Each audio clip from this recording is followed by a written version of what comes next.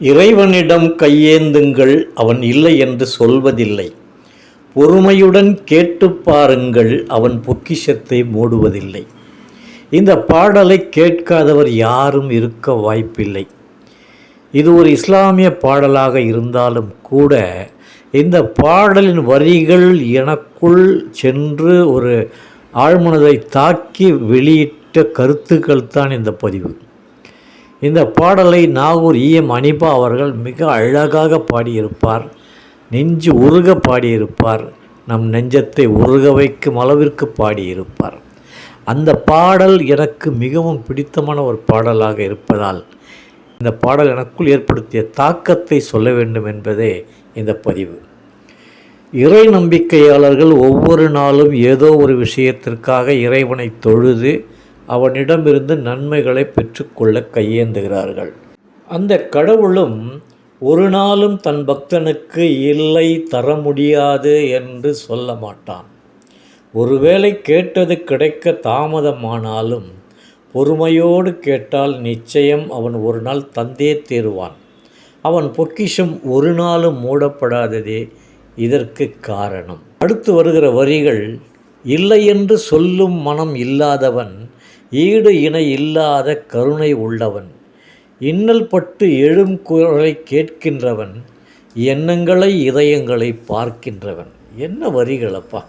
யார் எந்த ஆசீர்வாதத்தை கேட்கிறார்களோ அதை அவர்களுக்கு இல்லை போ என்று சொல்லும் மனம் இல்லாதவன் இறைவன். அதற்கு முதன்மையான காரணம் அவனது கருணை மட்டுமே.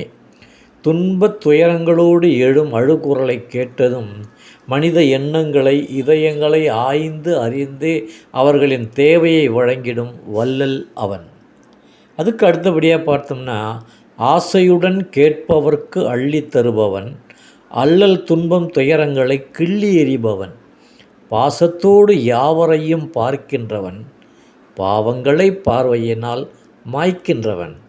நம் வீடுகளில் சிறிய குழந்தைகள் தங்களின் தேவைகளை ஆசையோடு கேட்பார்கள். நாமும் அதனை கொடுத்து அந்த குழந்தையின் ஆசையை தீர்த்து வைப்போம். அதுபோல ஆசையோடு கேட்டால் அள்ளித்தருவான். நம் மீது இறைவன் வைத்த அளவில்லாத அன்பு அப்படி.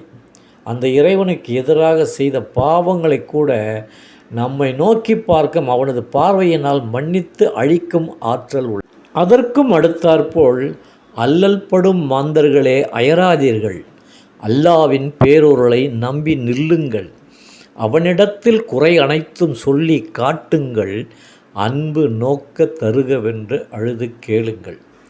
துன்பப்படுவோரே துவண்டு விடாதீர்கள். இறைவனுடைய அல்லாஹ், இயேசு, கண்ணன் எந்த வடிவில் இருந்தாலும் அவனது பேரருளை நம்பி அவனிடத்தில் நம் குறைகளை சொல்லி காட்டினால் அன்போடு அவனது பார்வையை நம் பக்கம் திரும்ப வேண்டுமென்று அழுது கேளுங்கள்.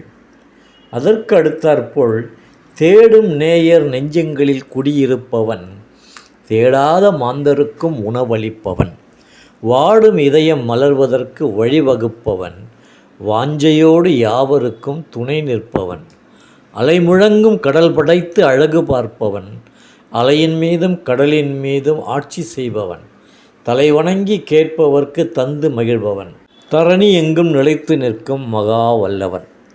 அவனை தேடுபவர்களின் நெஞ்சில் குடியிருக்கும் அருளாளனான அவன், தம்மை தேடாதவர்க்கும் உணவளிப்பவன், துன்பத் துயரங்களில் உழன்று தவிப்பவர்கள் இதயத்தை மகிழ்ச்சியால் மலரச் செய்பவன், அதீத வாஞ்சையோடு எல்லோருக்கும் துணை நிற்பவன், சீறி பாய்ந்து ஓசையிடும் அலைகடலை படைத்து அதன் அழகை ரசித்து மகிழும் அலையின் மீதும் கடலின் மீதும் தனது ஆட்சியை செலுத்துபவன், தலைவணங்கி தம்மை முற்றிலும் தாழ்த்தி அவன் பாதத்தில் நின்று கேட்பவர்களுக்கு ஆசீர்வாதங்களை அள்ளி அள்ளி வழங்கும் கொடையாளன், இந்த உலகத்தில் எந்த இடத்திலும் நிலைத்து நின்று அருள் புரிபவன் என்பதால் அந்த இறைவனிடம் கையேந்துங்கள், அவன் ஒருபோதும் இல்லை என்றே கைவிட மாட்டான்.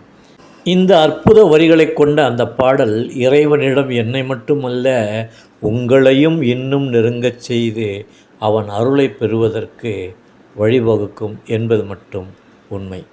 இன்னொரு பாடலோடு மீண்டும் உங்களை சந்திக்கிறேன். நன்றி, வணக்கம்.